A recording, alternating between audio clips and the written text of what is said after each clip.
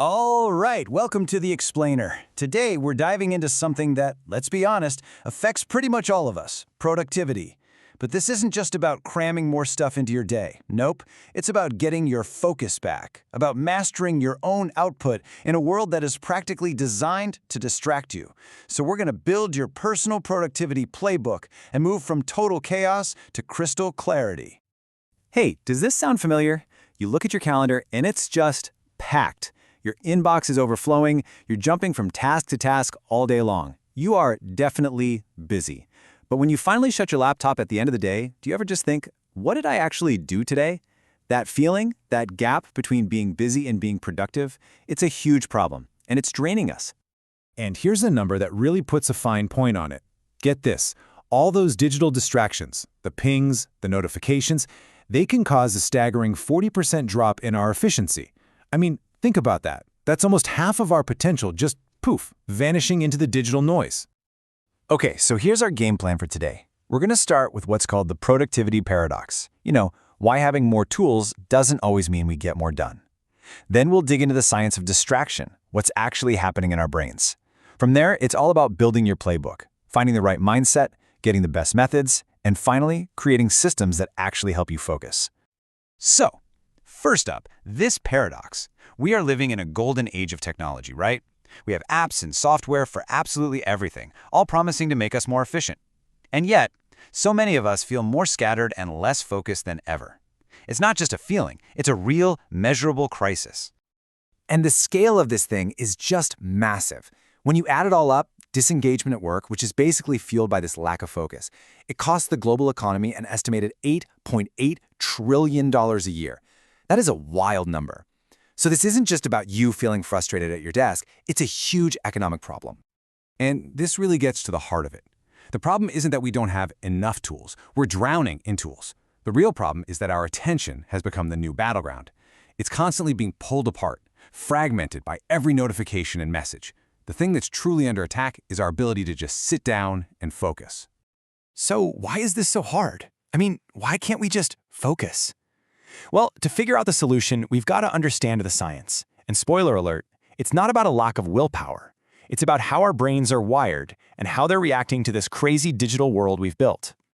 Let's talk about a key idea here called switching cost. See, here's the thing. Our brains are terrible at multitasking. They just aren't built for it. So every single time you switch from what you're doing to glance at a notification, even for a second, your brain has to stop, refocus, and then refocus again on the original task.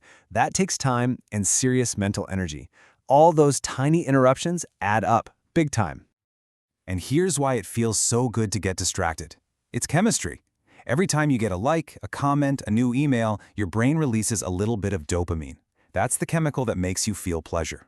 And this creates this powerful feedback loop. Your brain starts to crave that little dopamine hit, so it pushes you to keep checking, keep scrolling. It's a biological habit that makes distraction feel rewarding, even when it's wrecking your focus. So this really brings us to a huge distinction: deep work versus shallow work. Deep work, that's the good stuff. That's when you're in the zone with uninterrupted focus, doing things that require real brain power and creativity. That's where quality comes from. Shallow work, on the other hand, is, well, it's all the other stuff, the low-value, fragmented tasks we do while we're distracted. And in our world today, shallow work has become the default setting. Deep work is what we're aiming for. Okay, so we get the problem, we know the science, now let's start building the solution. And it all begins with your mindset. To fight back against distraction, we need to learn how to create a state of peak performance, something psychologists call flow. This amazing quote is from Mihaly Csikszentmihalyi. He's basically the godfather of flow. And what he discovered is that our best, most satisfying moments in life don't happen when we're kicking back and relaxing. They happen when we are totally immersed in a challenge, when we're in the zone. That's when the magic happens. The flow state is just this incredible mental space where you are completely absorbed in what you're doing. Your focus is so intense that you kind of lose your sense of self. And you know that little voice in your head, that inner critic that's always nagging you? It just goes quiet. You're just there, fully present, completely engaged. So how do you know when you're in it? Well, think about a time you were so into something that you completely lost track of time. You probably had intense concentration, a really clear goal, and the challenge of the task was a perfect match for your skill level. That's the sweet spot. That's the zone we want to get into more often. All right, we've got the mindset down. Now, let's get tactical. Let's build your actual toolkit. These are proven, practical methods you can start using, like today, to structure your work, figure out what's important, and create the space you need for that deep work and flow. First up, the Eisenhower Matrix. Now, this is way more than just a to-do list. It's a framework for making decisions. It forces you to look at every single task and ask two simple questions. Is this urgent? And is this important? And believe me, understanding the difference is a total game changer.